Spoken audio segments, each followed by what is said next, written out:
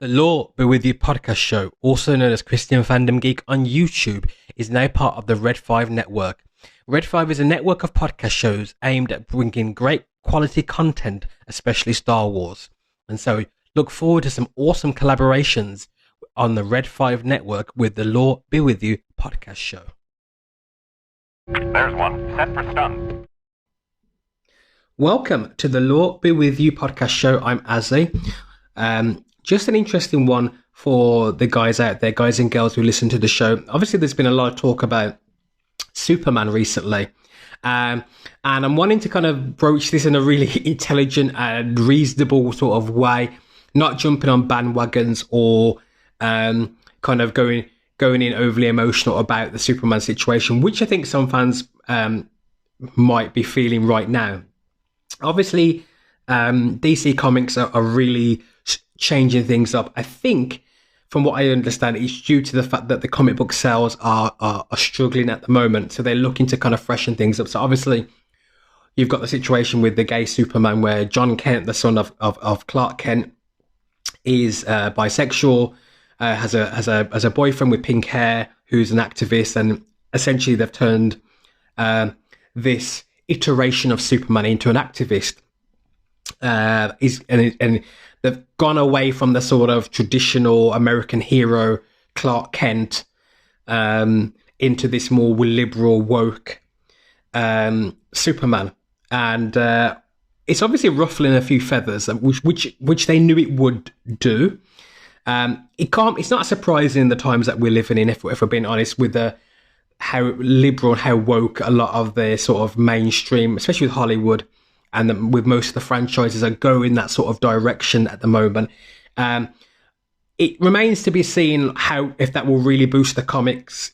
There might be a short-term boost. It's certainly all over the media.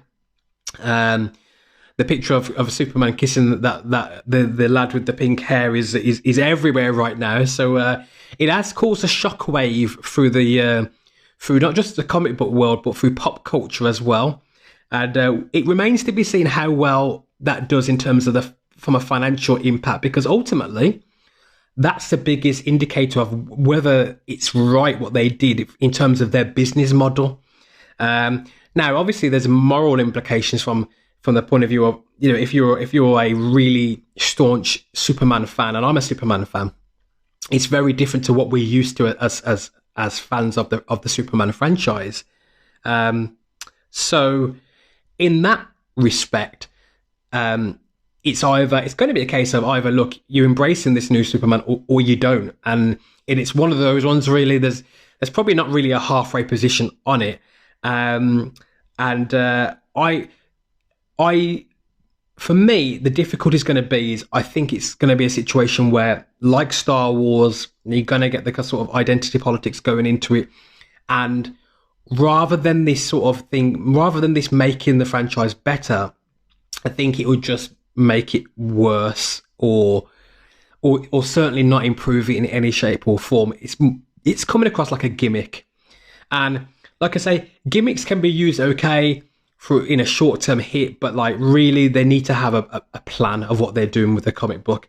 And I've heard it said a lot that I remember Grace Randall, of all people, talking about it. And obviously Grace Randall has her own show on the internet and on YouTube, and she's very in there with the guys at DC, and she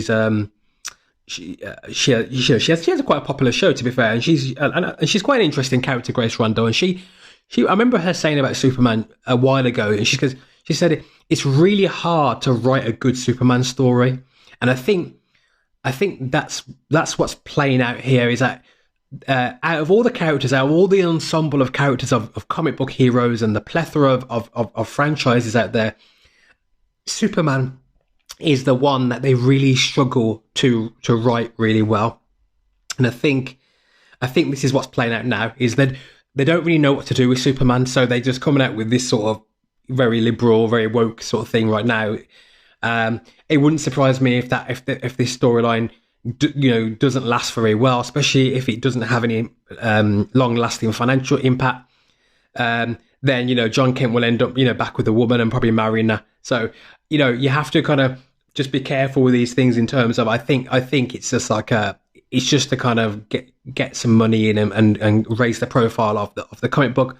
I just don't think it'll have a long-term impact if I'm being honest. But this is the thing that's more interesting for me is on the Hollywood Reporter talking about DC Comics is changing what Superman stands for. Now, for me, this is more interesting. The company released, I'm reading this now, so I'm kind of quoting it, sort of semi-quoting it, and I'll talk to you about it as well. The company released a new mission statement for the 83-year-old icon who famously fought for truth, justice, and the American way. So obviously, we know Superman. That's the Superman that I grew up with. Obviously, you're thinking about Christopher Reeve as Superman, and you're kind of thinking of this sort of the Richard Donner movies from the 80s Superman. And it was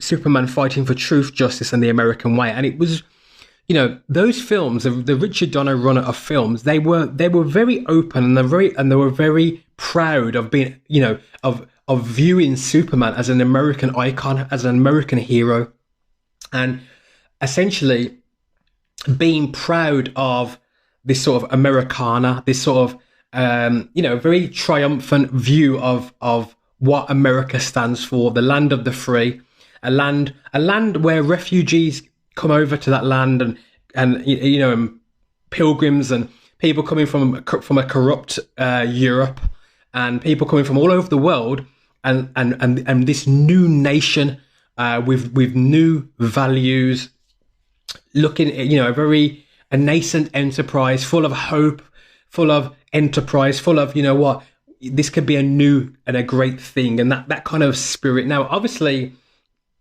we know, if you look at history, we know that version, that portrayal of America is beautiful and it's exciting. It's not quite faithful to how things necessarily played out. Things weren't as beautiful or as hopeful or as pretty as the image given, and I think most Americans these days will concede that the history of it isn't that pretty, and that's a true statement. That's not politicking. That's not just saying having a go at American culture. I think that's just the truth. But I think the notion of it is beautiful. If I'm being honest, the notion of it is a beautiful thing. And let's continue anyway. To better reflect the storylines that we are telling across DC and to honour Superman's incredible legacy over 80 years of building a better world, Superman's motto is evolving, announced DC Chief Creative Officer and Publisher Jim Lee at the company's DC Fandom fan event on Saturday. Superman has long been a symbol of hope who inspires people. And it is that optimism and hope that powers him forward with this new mission statement. So let's have a look at this mission statement.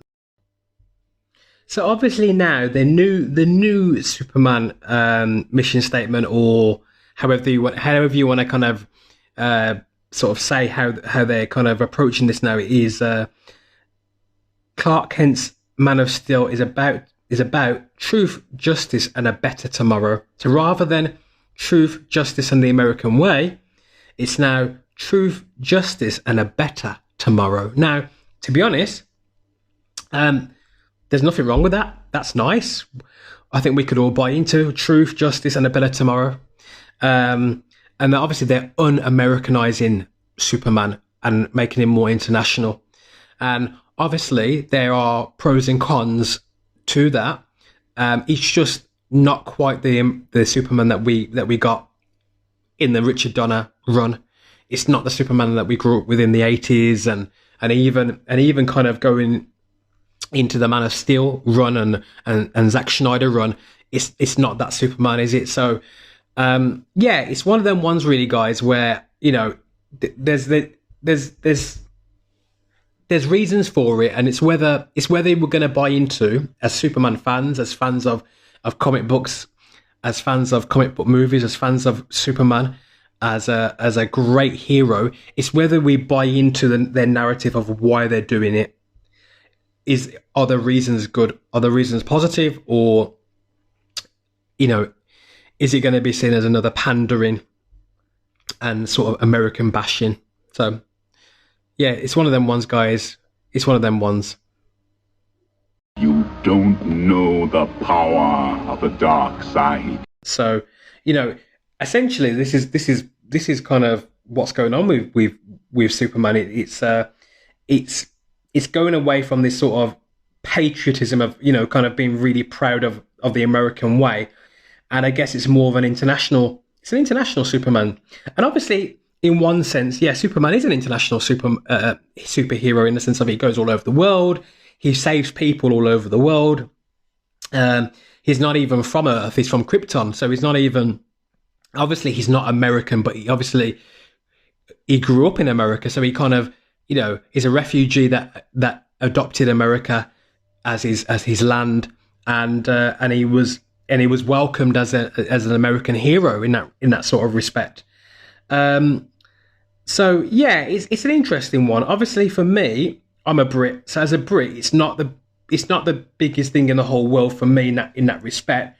But I think, like, if I was an American, I think it would bother me. And I think there's a lot of guys and girls that listen to this show at home. I know that there's a lot of fans of the show of The Lord Be With You and Christian Fandemke that you're from the USA, that you're from North America. And I think some of you guys will be bothered by it. And I could understand why. Because it would feel like another thing to say, that America's awful, full of corruption, full of things like that. And then it's like, man, you can't even have Superman anymore. Like even that's been taken from you, type of thing. So in that respect, I can understand why there'll be American fans of Superman who listen to my podcast now, listen to me speak now, who won't be happy about that. And will feel disgruntled and feel like, come on now, how far are you going to take this? Like, are you going to make us out to be villains on every single thing all the time, forever, sort of thing? So it is an interesting one. I think they're saying that, from what I understand, it's been said to say that they want to reflect the fact that that Superman is an international superhero, and like I said, I get that. He is an international superhero, but I think the whole American thing of the notion of the American dream, the notion of it, is that for me, even though the reality of it wasn't beautiful, I think the notion of it was beautiful. That's my position on it. The history books tell you that the actual reality of it was not beautiful. It wasn't beautiful. A lot of things happened that weren't right. It wasn't a moral sort of thing that happened, really. And there was some, and it's had some great benefits in some ways, but the actual method, the actual things that took place weren't great. So you've got that sort of tension there, shall we say? But in terms of the notion of it, the American dream, the idealization of it, of what it could be, I think the notion of it is beautiful. I really do. I think the notion of it, of this new nation and these sort of refugees and these people from all over the world, immigrants coming to this nation and making it a new thing when the world was very corrupt, and Europe, the former superpower at that time, was really decadent and corrupt.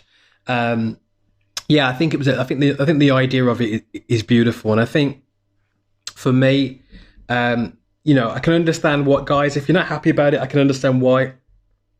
Like I say, we all know Superman is an international star, but also, I grew up on Superman as an American sort of an idealization, an instantiation of the American dream, and to me, I thought it was a great thing. And even after learning a bit more about the history of things and knowing that the American dream wasn't as beautiful as it's portrayed, I still would say it's still a beautiful notion. The American dream is a beautiful notion, and this is the thing I will say, coming to the end of this episode, when it works, it's phenomenal. And that's the thing I'll always say about the USA, about America.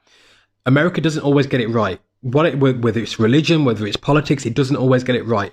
But this is the thing I will say. when America gets it right, it really, really gets it right. When America gets it right, it does things amazingly and takes it to the next level. And I've often heard this saying. I often, growing up, heard this saying that the rest of the world is like America but 10 years behind.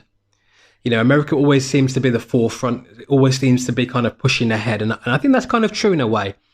And certainly, but I will say this, like I say, I try to be honest, I try to be fair on this show, and I'll say America hasn't always got it right, doesn't always get it right, but when you do get it right, you get it amazingly right. And so I hope that whether you're into this or not, listen, if you want to run with Superman as the American dream, keep believing that, keep running with that.